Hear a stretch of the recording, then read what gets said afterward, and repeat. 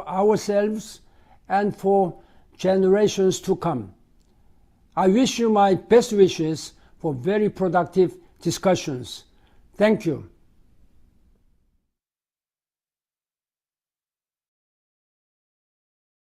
Good morning, good afternoon, good evening, wherever you are around the world. Welcome to this session. This is a session on communication and media and how we can fast-track transformative climate action using the transformative power of media and communication.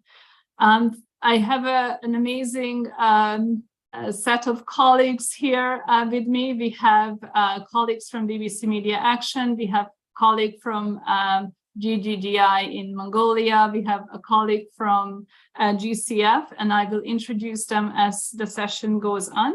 But first, let me introduce and welcome Helena MacLeod, who is GGGI's Deputy Director General and the head of the Green Growth Planning and Implementation Division.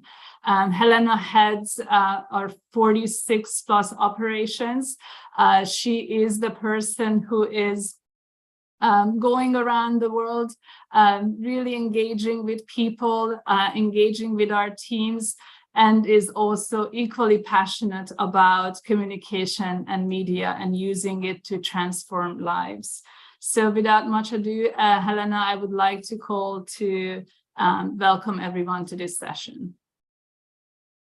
Thank you, Mona, and it's just amazing to be here. It's wonderful to see all our fantastic panelists and lovely for all of our participants as well. I am passionate about communications. I'm passionate about what our president and chair said, no planet B. And in my opening remarks this week, I quoted our compound impact target. So if you improve by 1% every day, at the end of the year, you will have improved by 37 times from the beginning of the year. And if you do that over 5 years, it's many, many millions of times improvement. And in terms of achieving what we need to with this real crisis we're facing, we all individually need to step up, but organizationally we need to step up as well. And that means we have to do things differently and better and at scale.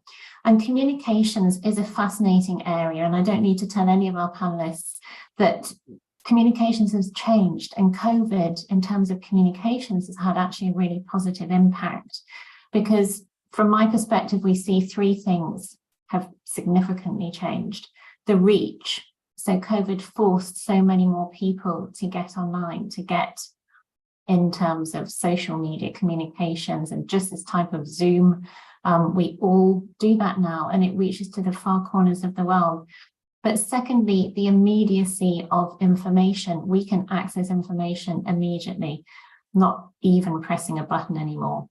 I think the third thing is the volume. The volume of information in communication is actually pretty overwhelming. And that takes me to the second part of what I get concerned about is misinformation. So much of decision-making is based on misinformation. And we know that people, communications companies can use information in a way that's probably not for the good of the world. Now, what we're talking about today is communications for the good of the world, evidence-based information, and how we can amplify that knowledge and get it out into the public domain. So policymakers, decision makers, and people can make decisions based on what is accurate, what is evidence, and for the best of themselves and for the planet. So in terms of what we're doing in GGGI, we will hear from Bayama in Mongolia about our awareness campaigns there. We've had one of the largest Article 6 trainings across the world with all of our members. Hundreds of our members, government people have been trained in terms of Article 6, a very complex area. And communications is really woven into what we do in GGGI. But personally, I think we could do a lot more. And in terms of achieving what needs to be achieved in this critical time for the planet, I think communications is going to play an absolutely critical role. So I'm here to learn. I'm not a communication expert, but I am a champion for comms. And so I'm going to stay and just hear all those ideas of what we can do better, differently, and at greater scale to protect the planet. Thank you. Thank you, Helena, for those kind words, and we definitely need your leadership, not just us here at GGGI, but I think in the world, your leadership sort of adds value. Thank you. Now I'm going to call on our first speaker, Ankur Garg, who is the head and the country director of BBC Media Action in India currently. Ankur is a super experienced media professional. He has been developing various media products all over the world, and is a key driver for innovative communication agenda. Ankur, I'm not gonna talk too much because I want you to have the time to really explain what BBC Media Action is doing. So please, the floor is yours. Thank you, Mona. If I can have the introductory video, please. So we'll make it engaging. We'll play videos and we'll talk to you about a few projects that we've done so that it gives you a good idea of who we are and what we do. So if I can just have the intro video, please. Thank you.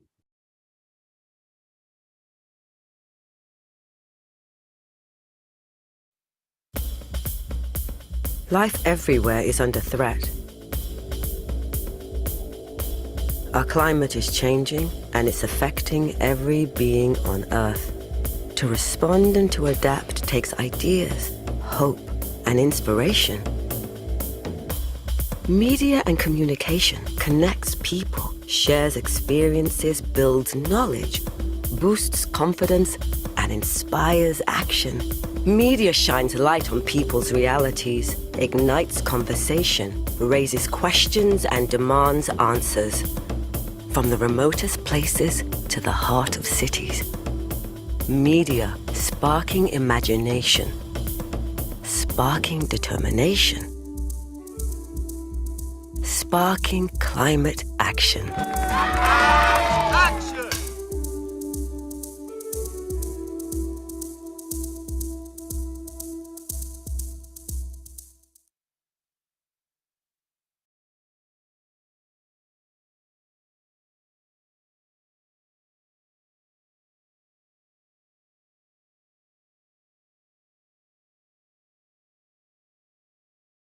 Ankur, Sorry, yeah, I'm just unmuting myself. Thank you very much. So thank you. As you saw, so we are BBC Media Action. It's me and Diana from our Kenya team who are going to speak to you today about some of the work that we've done, which speaks to what Mr. Moon was saying earlier and what Helena referred to, which is innovative communication at scale, not to be able to inform, to be able to connect, as well as to be able to shift behaviors on key areas around climate action. And we've got 3 innovative projects that we're going to talk about. First, I'm going to deep dive into just very quickly. So we are the international development charity of the BBC. We are the independent charity of the BBC. We work across 17 countries right now, where we have offices all led by local teams, where we are producing content in local languages and based on insights that are coming from people who are affected by the impacts of climate change, or people who can create any meaningful change around it, whether that's working with the governments or private sector or otherwise.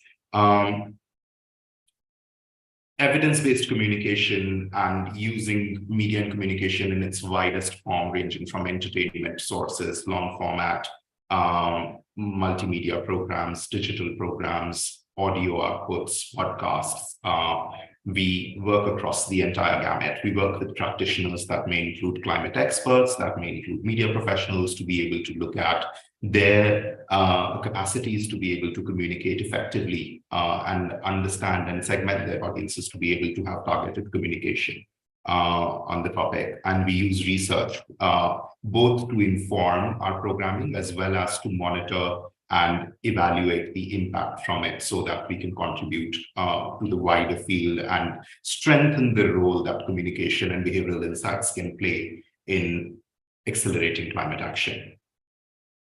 So the first project that I'm going to talk about is Return to the Forest, which is sort of a multimedia program that worked with young people across Indonesia.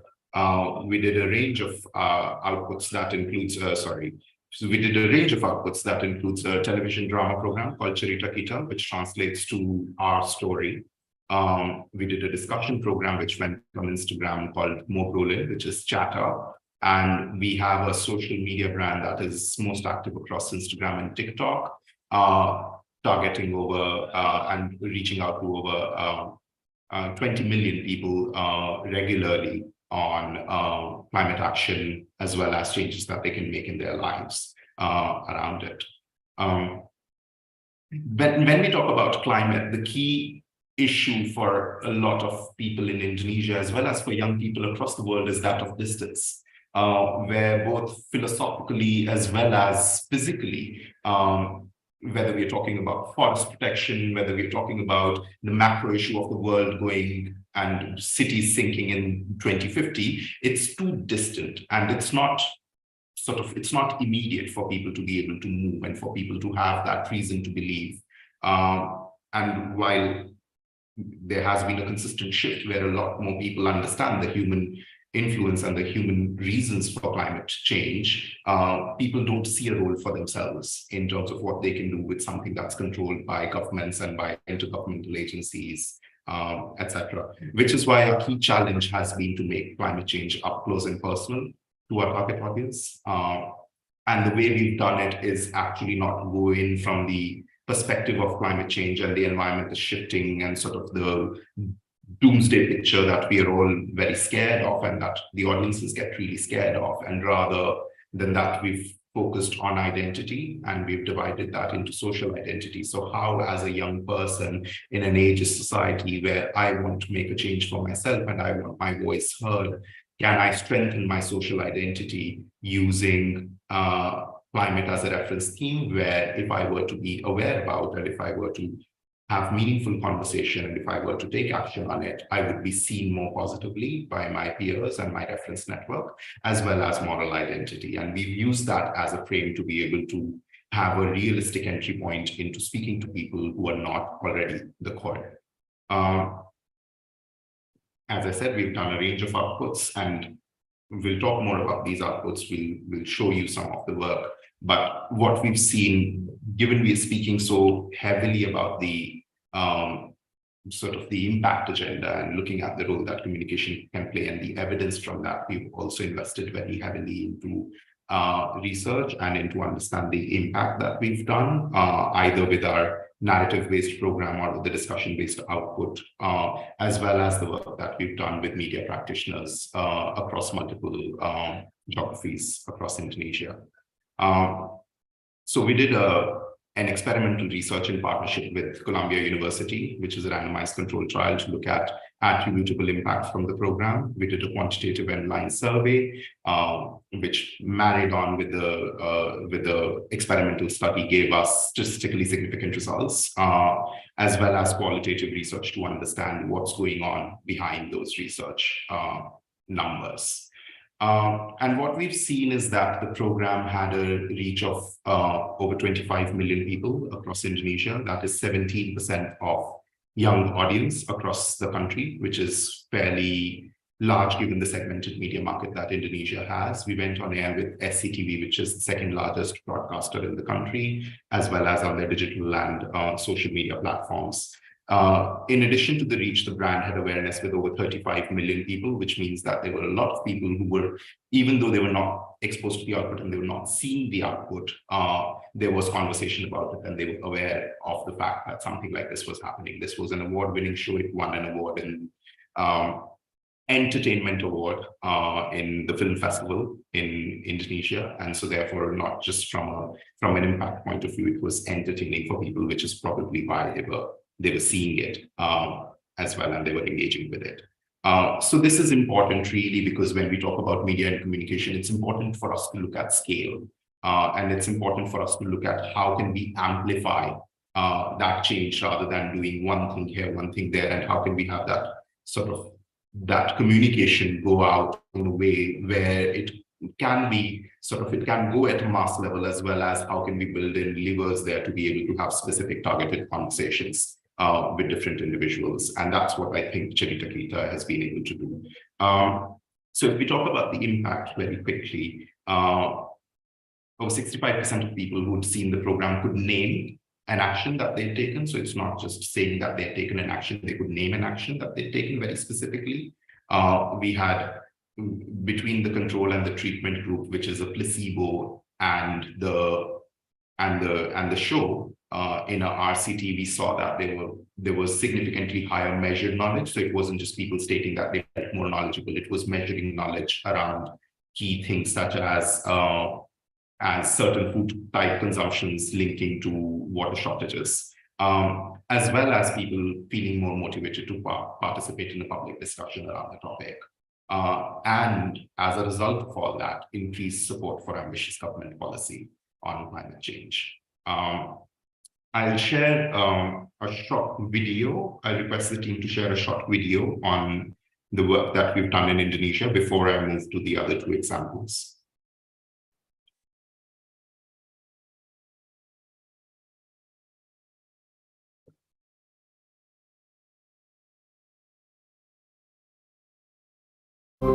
What can drive people to take action on climate change?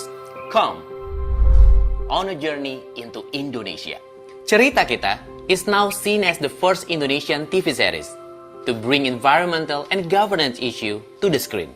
You have got to watch it. It's hard to miss because the discussion is light and it is not talking about big issues such as global warming, but topics about the environment that we can understand and gain knowledge from.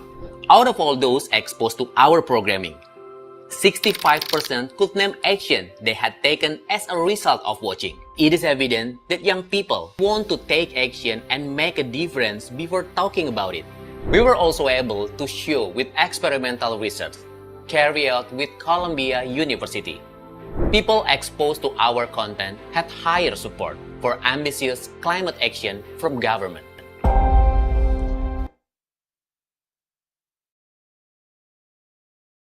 Thank you very much. I will switch back to the slides and just quickly take you through the remaining parts of our presentation. As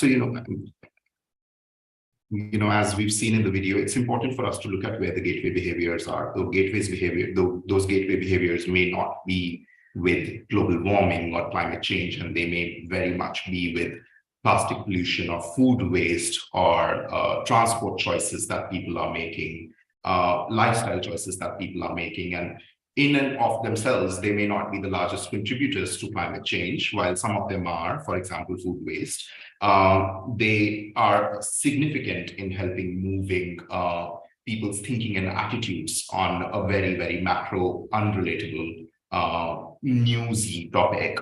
And it helps people internalize, and we've seen this with young people where they want to take action first before they start speaking about the topic, before they start speaking about environment and climate. People want to take simple doable actions in their lives because they want to feel authentic about whatever they're speaking. And we've seen various regression models prove this, which is why it's extremely important for us to look at relatable areas and breaking down climate into things that matter to people on a day-to-day basis.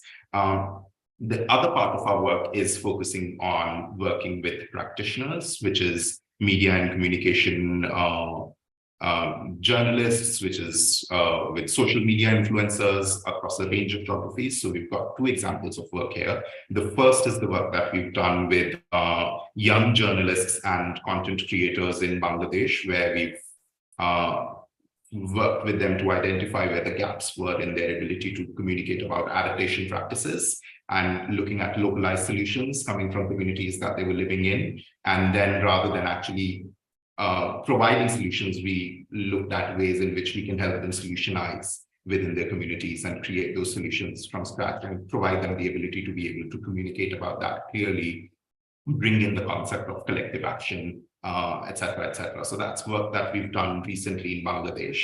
And then we have Diana with us to talk about the work that we've done in Africa around working with journalists on weather-based forecasts. Thank you. Thanks, Anka. I hope you can all hear me okay. Great. So my name is Diana, and I'm the project director for BBC Media Action in Kenya. And we had a project called Weatherwise, which we were working with local radio stations to produce weather and climate programs that,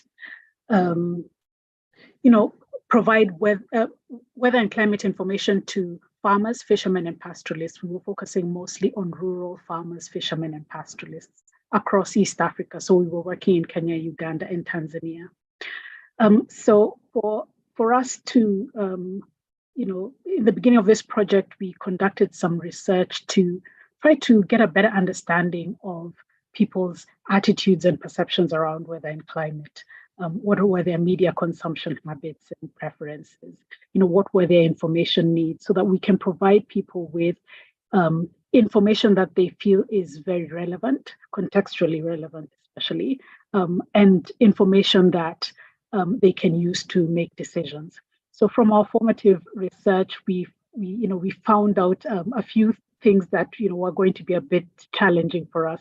One of them was the fact that a lot of our target audiences didn't trust scientific forecasting, and they found it too scientific and they didn't know what they were going to do with it. So we had to simplify that information. Another thing was that scientists didn't trust the media. I think there's been a bad relationship between the scientists and the media. Sometimes if the scientists say that there's going to be flash floods across the country and it doesn't happen, there was a time, I think it was a president of Uganda who said, during a press conference that the Met Office is useless. I remember one person said on the radio, a popular presenter said, trust the weather forecast at your own risk. So there was this attitude around, weather forecasting, and so scientists were so reluctant to come onto the media, to come onto the radio program and talk about it. They thought they were going to be held accountable for other things.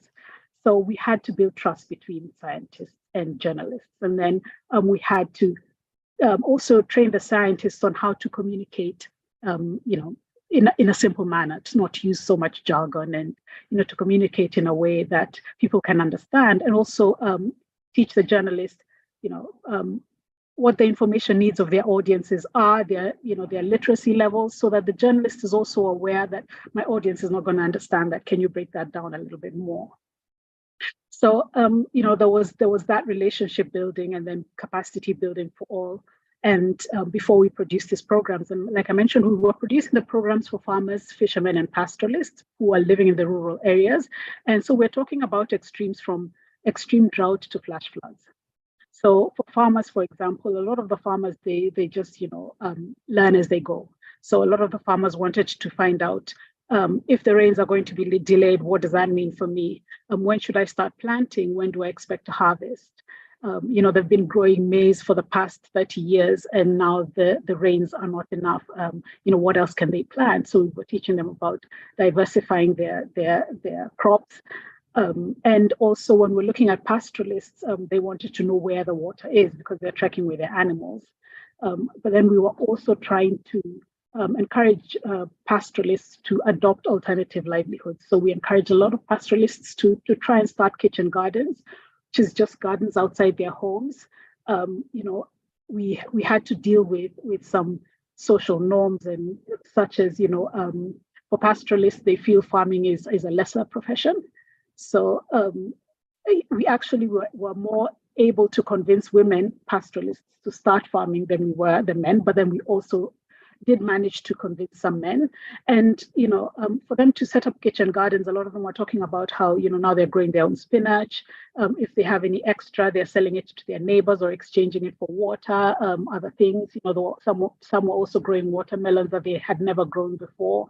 So they did talk about how they're able to give their families a more balanced diet because they have learned how to harvest water by listening to the program. They have learned what to plant. They have learned what can they do with what they harvest. And, some of them talked about how they were able to improve the nutrition of their family, but at the same time also pay school fees for their family if they needed to, maybe purchase some water. So those are some of the things that we were able to to accomplish. I know I don't have much time, so I think I'm gonna give back to Anka. Great, thank you very much, Diana. I'll skip the rest of our presentation because I don't think there is much time. But as we can see across, it's really important for us to be close to where the audiences are. And with that, I'll hand over to Bayarma, who's with GGGI in Mongolia, and on the basis of a CAP study looking at creating very interesting communication content. So hoping to hear and get inspired from Bayarma.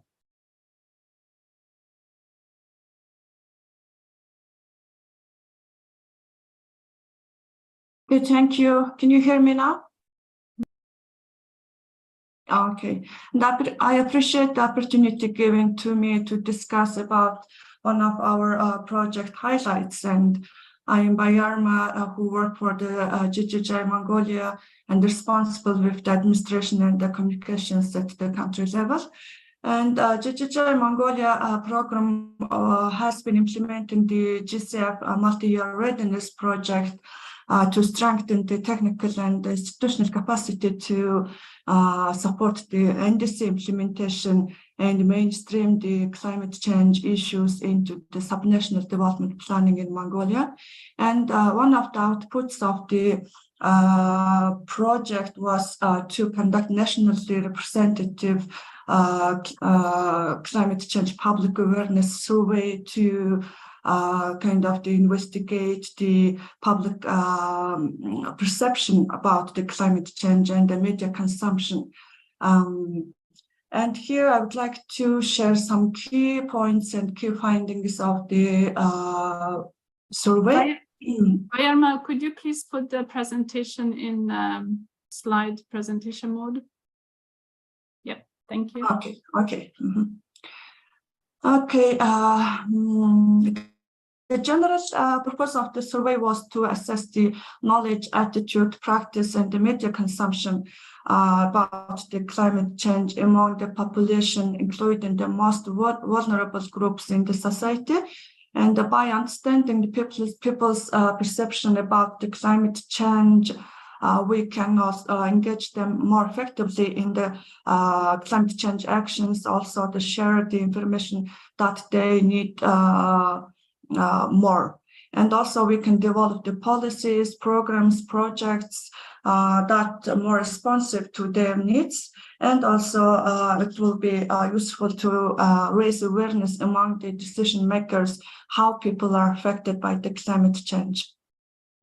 And the result of the project will be used for the designing national climate change campaign strategy, which will be aimed to improve the public awareness on the climate change and capacity building activities in order to mainstream the inclusion of the climate change issues, both national and subnational policies. This is the first ever nationwide survey which is covering all major ecological zones in Mongolia and reaching out to a significant number of the people, ensuring the gender balance while including the vulnerable groups. And we have reached out more than 2,800 people living in the 26 small villages of 14 provinces and all districts of Ulaanbaatar capital city. And the vulnerable groups are highly sensitive to the climate change and climate hazards. And so we have tried to include more vulnerable groups in the survey. And the vulnerability was defined by the demographic, socioeconomics, and also geographical factors. It's impossible to share all the every single interesting, attractive findings or results within the given limited time. And so I would like to share just the most interesting some most interesting numbers here.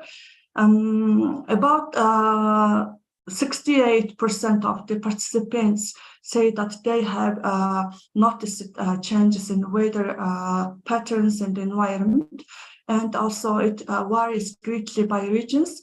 For example, the higher percentage of the participants, the people living in the Gobi area, noticing the changes in the weather patterns compared to the people living in the taiga or the forest zones. And maybe it's because of the specific environmental conditions and climate changes in those areas. This kind of information is helpful to policymakers and international organizations like GGGI to tailor their climate adaptation and awareness efforts to specific regions where they are most needed. And almost half of the participants, the respondents, believe that environmental changes happened in the last 10 years, and which is highly affected for the natural resources and also livelihoods of their local areas. And the survey also highlights the several key concerns. If you see that there are people are just experiencing some changes in seasonal specifications, for example, the warmer winters and the cooler summer, and also the environmental pollution, including the soil, water, and air pollution, and also the quality of life and threats to their health, and immigration, poverty, etc. Those are the major concerns that the respondents mentioned in the survey, which is affected by, which is the negative effect of the climate change. Also, 7% of the respondents experienced the weather extreme events in the last 12 months, including some of these dusty storming, flood, etc. And this indicates that the needs of the climate resilience and also preparedness in the country. This kind of the findings can be the key instrument to develop the targeted climate adaptation and mitigation strategies, and as well as the raising public awareness about the pressing issues faced by the different communities in Mongolia due to the climate change. The survey tried to identify the main source of the information and also define the levels of trust to the media, and the media also to investigate the media habits to be used for the future communication strategies and awareness raising activities. And the survey highlights the importance of the using diverse communication channels to reach out to different demographics. And for example, the younger population tend to rely on the internet, while older people are still prefer TVs. And also the TV emerges the most trusted source of information, especially the older female and rural communities. And this recommends that the leveraging the TVs for the climate change related communication could be an effective strategy, particularly when targeting these demographic groups. And while the internet is primary source for the information for many, especially for the young people, but still there is a trust gap compared to the TV. Also, the majority of the survey participants lack sufficient knowledge to distinguish the reliable information from the reliable information about the climate change from the unreliable ones. And so the survey signifies the willingness among the public to be engaged with the climate change topics if presented effectively. And it also highlights the need of the educational initiatives, activities, and efforts to improve the media literacy in Mongolia. Based on these findings, the comprehensive communication strategy should focus on diversifying the channels and expanding the trust to the online sources and improving the media literacy and addressing the gap in information content, etc.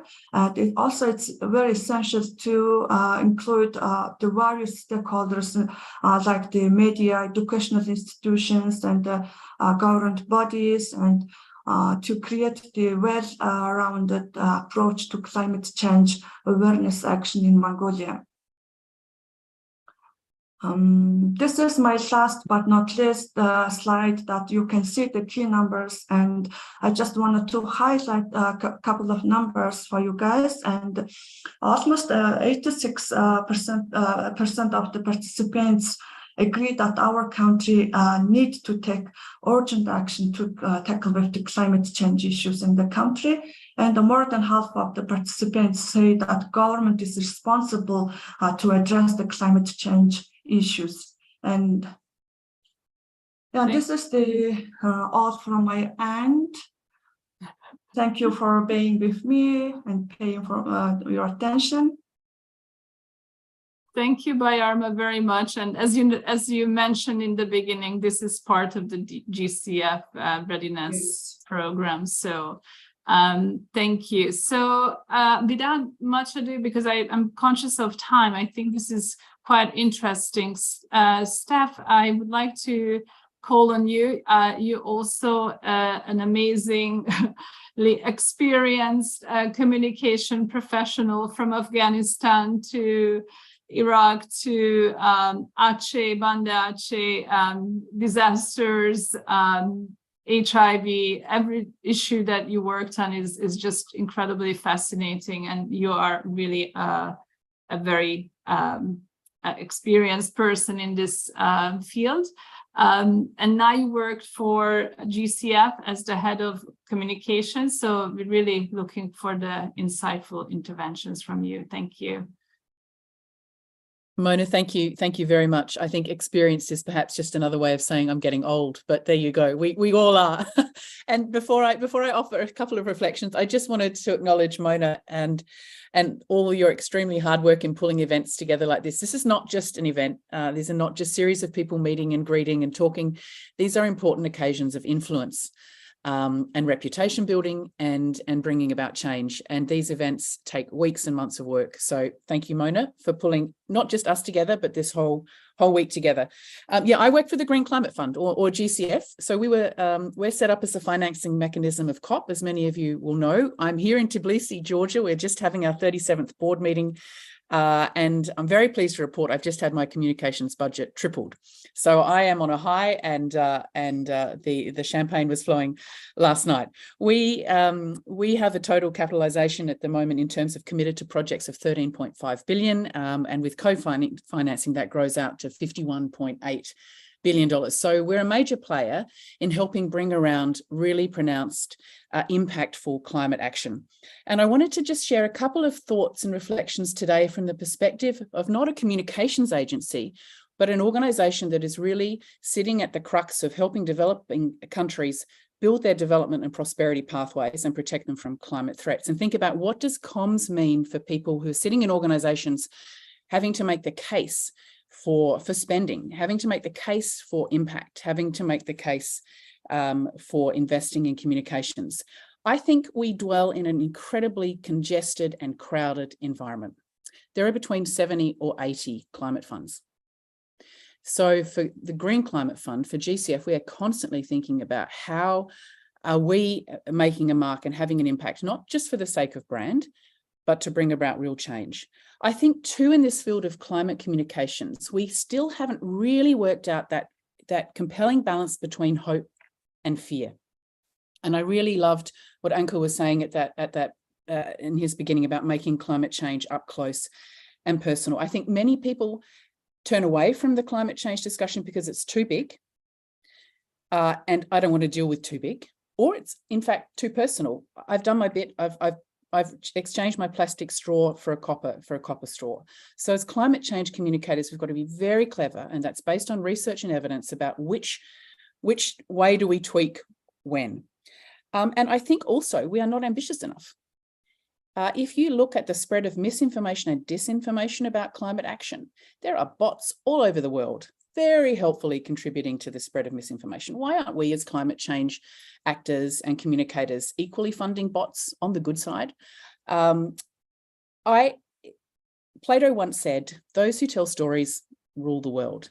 We saw Trump, unfortunately, come to victory a few years ago in the US on the back of a Twitter account and a plane. We saw the UK exit themselves from the EU with the help of a red bus and a one-line message: don't send your money to the EU, send it here to the national health system. We see ISIS at the height of their powers with an annual communication budget of $100 million. Yet when I was working in Iraq for several governments to help the Iraqi government combat Daesh propaganda, I had a budget of $3 million. In January 2022, the UK government proposed a windfall tax on the Northern Sea oil and gas pipeline. And a couple of months later, Prime Minister Sunak announced an energy profits levy. What did BP do? What do you think BP spent in between January and August? Well, we know because The Guardian helpfully did an expose, but BP spent more than 800,000 pounds, so more than $1 million US, just on Facebook and Instagram advertising, not the making of the campaigns, not the bringing together, just promotion. Our enemies on the other side, fossil fuel extraction companies, are spending big. They are not embarrassed to spend big, and they understand the true power of communications, because communications, when it's done right, is not a brochure or a publication or even a film or a clever social media campaign. It's constituted by those things, but communications done right changes things. It changes our understanding, it changes our knowledge, and ultimately it should change our attitudes and behaviours. Yet I am really disturbed when I look at organisations working in the field of climate action by how small and insignificant climate communication budgets are, how disenfranchised communications professionals are from the results and monitoring and evaluation teams, and particularly how distant they are from top leadership. Communications isn't about being a colouring in department. It's not about making things look beautiful. It's not about waving a magic wand and making problems that no one else can make go away, go away. It is a tool of strategic management because it changes all of those things from understanding to attitude. So at Green Climate Fund, we believe good comms has to do three things. It has to improve our reputation. And it does that by consistently communicating what it is that we're trying to do in the world and the values that we bring to that mission. And importantly, what actually changed as a result of that $51 billion that we have leveraged out there in the market. And it's about promoting transparency. It should improve relationship by building trust, and it builds trust by providing accurate and relevant information. And we constantly see in climate action data, and we saw it today in Bayarama's presentation, around who is trusted as a voice and what mechanisms are trusted. So building trust is absolutely critical to improve relationships so that we can get things done better. And ultimately, it should improve our ROI, our return on investment, because good comms is about closing that feedback loop, putting something out there and working out, did it land? Did somebody do something as a result of that?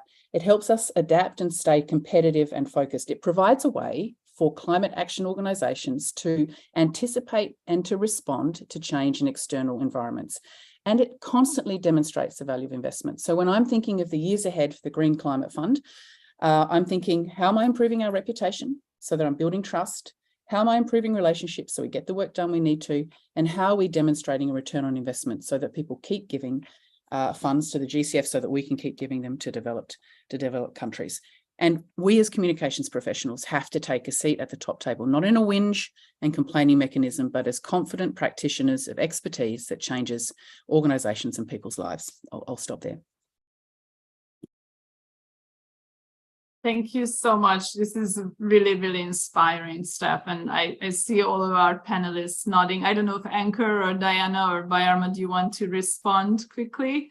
We do have one more small presentation from Macarena, who was called away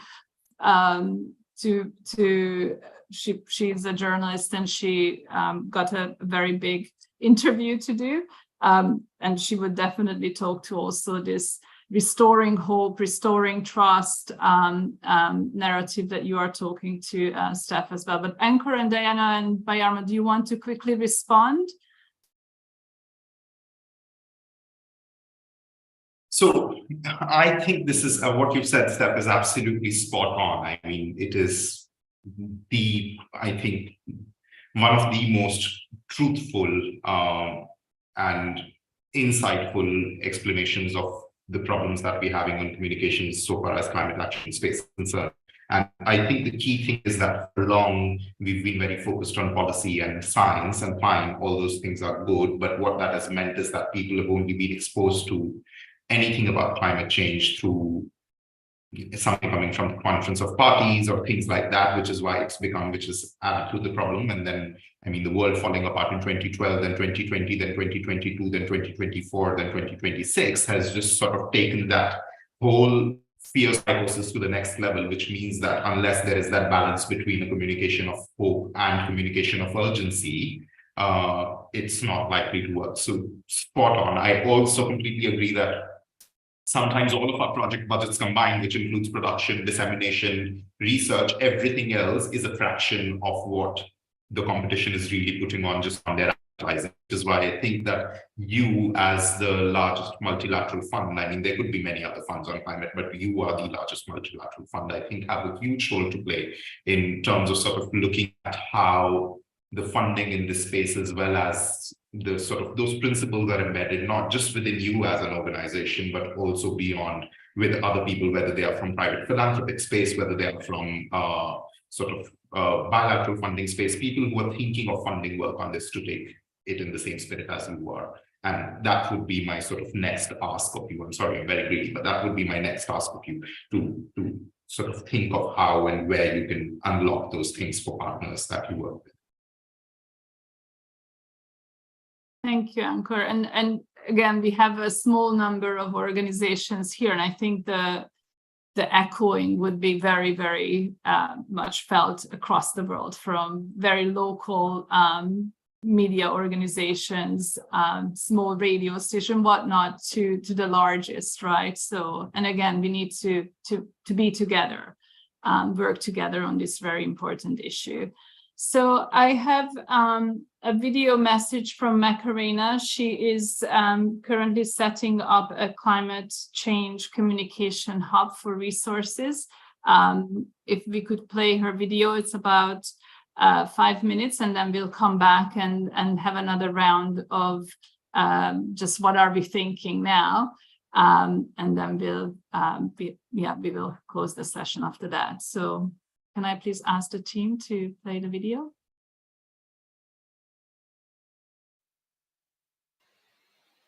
Hi everyone, I'm Macarena Aguilar, co-director of Small Stories.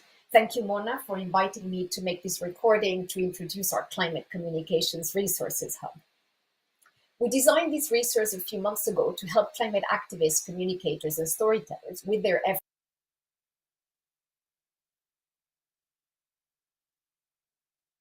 to communicate about the climate emergency. What motivated us is our belief that the climate crisis is in part a communications crisis. Communicating about climate change has historically been hard. We've struggled to find the right tone, messages, stories, and even visuals. And at the same time, denial, delay, and disinformation campaigns have made our job harder. Thankfully, understanding and recognition about the importance of communications has grown, and so has the knowledge about the do's and don'ts. But knowledge can often be scattered, hard to find, or prioritize. With our Resources Hub, we basically monitor, curate, organize, and share this knowledge. We organize the resources by types of content, such as academic papers, reports, how-to guides, media articles, talks, podcasts, and books. The logic behind is that we all have different preferences when consuming information. Some of us might be big into academic papers, while others may prefer reading the findings in a media article.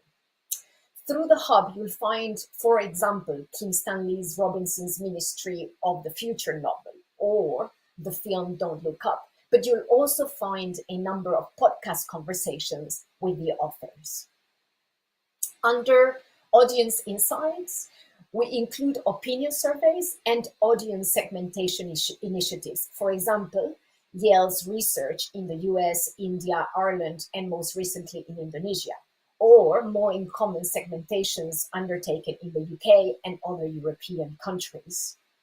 We've included films and documentaries produced with an intended climate change storyline, some which are very obvious, like the new Apple series Extrapolations, but others with more complex or subtle storylines. For example, you'll find a couple of recent Spanish award-winning movies that deal with the important issues like the growing NIMBYism towards renewable energy projects. You'll find also a wide range of courses. Some are offered by large organizations like the BBC Media Action and CNN and are targeting journalists, but also courses for regular folks who just want to learn how to hold conversations about climate change with their family and friends. As Catherine Hayhoe, Rebecca Huntley, and many others also featured in the Hub insist, talking about climate change may be one of the most powerful actions we can all take.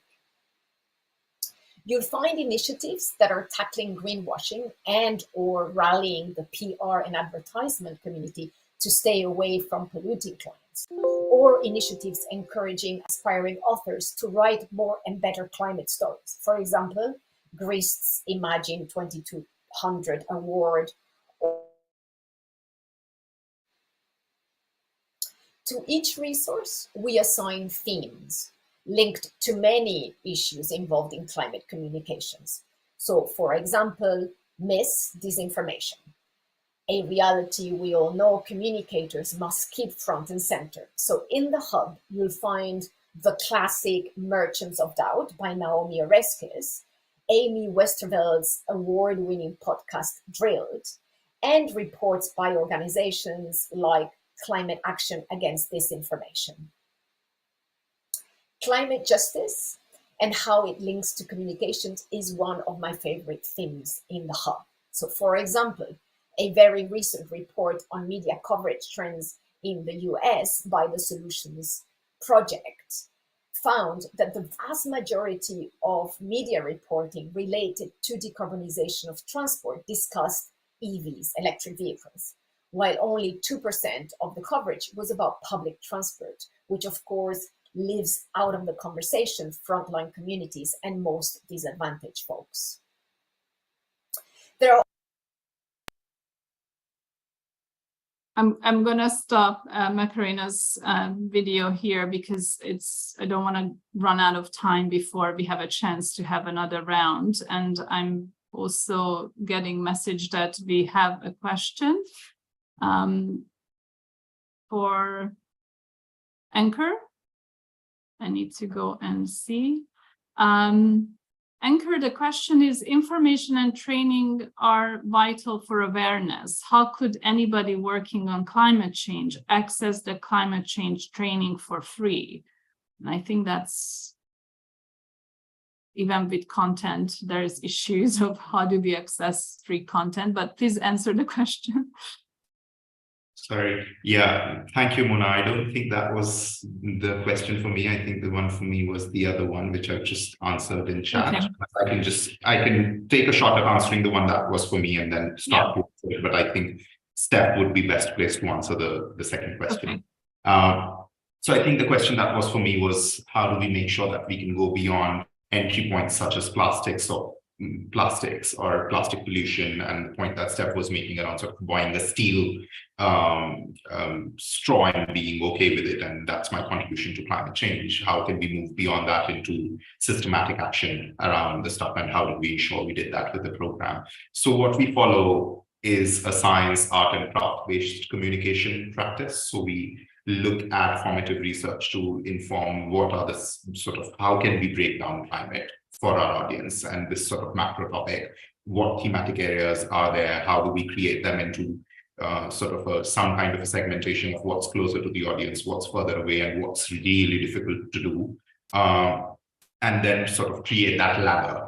And that ladder is very much based on testing with the people, sort of looking at how do we also look at motivators, which say that sort of how do I move beyond buying that one straw? How do I move beyond this tokenistic action into something that's going to move, and where those barriers are? So where the initial barriers are, and then where barriers to actually creating meaningful change are, and then build that into role modeling on the programs. The reason why we can do this here, and sort of not every communication output can answer every question, right? We just have to be aware that communication is a practice which is full of different tools that are available at our disposal that we can use and that we can deploy to be able to create the change that we want to create, right? So on some other campaign, I may just use a series of 3 videos. The reason why we used narrative-based program here on this topic was because there was a laddering that was important, and because there was a transition that was important to show, which we could model through characters. And when characters have a sort of a relationship,